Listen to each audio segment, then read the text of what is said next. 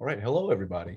So you should have already seen the video where we talked about James Rachel's and his objections to cultural moral relativism. Relativism broadly is the view that whatever a culture believes about morality makes it the case that that claim about morality is true, right? So for instance, if having an abortion is okay in Japan, if that's a cultural practice, but not okay in Argentina, then that means that the actual morality of abortion is made true by the cultural practice, right? So it would be morally permissible to have an abortion in Japan and morally wrong to have an abortion in Argentina, right? So this is a claim about the status of morality.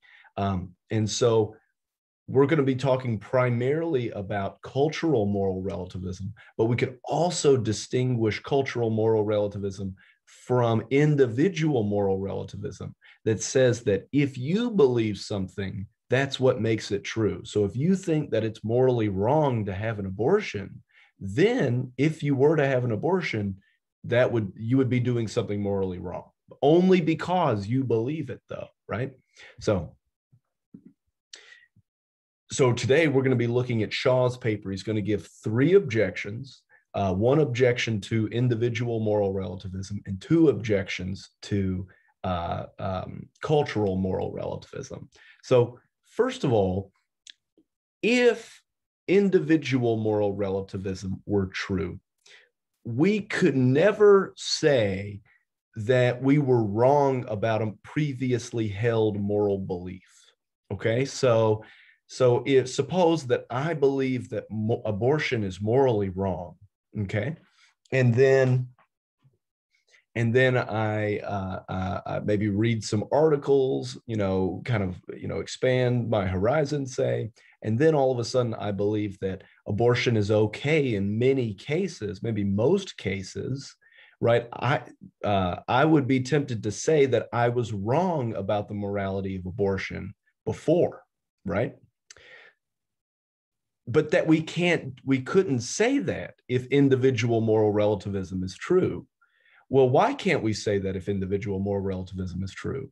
We can't say that. We can't say that we were wrong because things are true, or moral beliefs are true and false in virtue of believing them. So when I believed that abortion was morally wrong, I was absolutely right about it. And then when I changed my mind and I said that abortion is morally okay most of the time, I'm also that's also true, right? So merely in virtue of my thinking it makes it true. But it seems really natural to want to say things like, look, I was wrong before, or what I used to believe is not true, right? But if individual moral relativism is true, this is not a coherent way of talking about these issues, right? We would say that, yeah, I was right before, and I'm just as right now too, right? That seems odd. So if we are individual moral relativists, then we can't really make sense. It's kind of like the James Rachel's point. We can't really make sense of our own individual moral progress, right? Okay, so here's a second concern. And this second objection is to cultural moral relativism, right? So it's not about whether or not you believe something. Rather, it's whether or not the culture believes something. That's what makes something true or false, right? A moral claim, true or false. So we run into a fuzziness problem here. And fuzziness here is like kind of an in-between state, right? Where you're not really one way and you're not really the other way. So the question is what percentage of the population must adopt a moral view before we can say the culture believes X, right? So suppose that in America, half of the people, suppose that America is one culture, and we could debate that, right? But just suppose that it is. Um, so we have American culture, and suppose that half of the people in America believe that abortion is morally wrong, and the other half of people believe that abortion is morally permissible and is okay.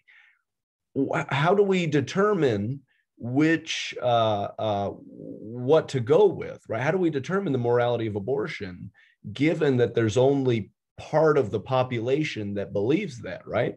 So is it 50%? That seems too low, right? Is it 90%, right? So 90% of the people have to believe that abortion is morally wrong in order for it to be the case that it is morally wrong to have an abortion. So it's just not clear what the number is. And then if you have a culture of people who are split on an issue, you don't get any normative guidance, right? And so that seems to be a major problem with cultural moral relativism. And our last objection is what I'm calling the problem of multiple cultures. So again, this is an objection to cultural moral relativism. So one thing to note is that many of us belong to a number of cultures. For instance, I may be, say, a Muslim, and I may also live in Seattle, right? And so if there's a general sort of Seattle culture, and then there's my own subpopulation of Muslims that live in Seattle, right? I am a part of two very different cultures, okay? So it may be the case that these cultures give us conflicting moral norms, right? So a moral norm is just like, it's wrong to have an abortion, or it's okay to have an abortion, right? So consider an example: the American Catholic in Manhattan. So suppose that you're a Catholic person, and suppose that you also live in Manhattan. Well, it happens to be the case that the Catholic Church condemns abortions as immoral in the overwhelming number of cases, right? So generally speaking, abortion is immoral according to the Catholic Church. But in Manhattan culture, many people, probably maybe most people, believe that it's okay to have an abortion, at least sometimes, right? So you have two conflicting moral claims. It's never okay to have an abortion, and it's sometimes okay to have an abortion. And you, as an individual, belong to both of these cultures, both Manhattan and both the Catholic Church, right? Your Catholic culture and your New York culture. So how do we decide which culture takes priority, right? When we get conflicting moral claims like this. And it seems like we don't have any reason to prefer one culture over the other. And so we actually don't get any normative guidance.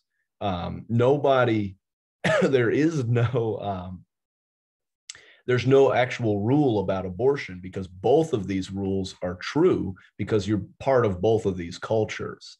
And so it seems like cultural moral relativism leaves us high and dry in these cases. Okay, so in this lecture, we've covered an objection to individual moral relativism, and then two objections to cultural moral relativism from the Shaw piece. Thank you so much.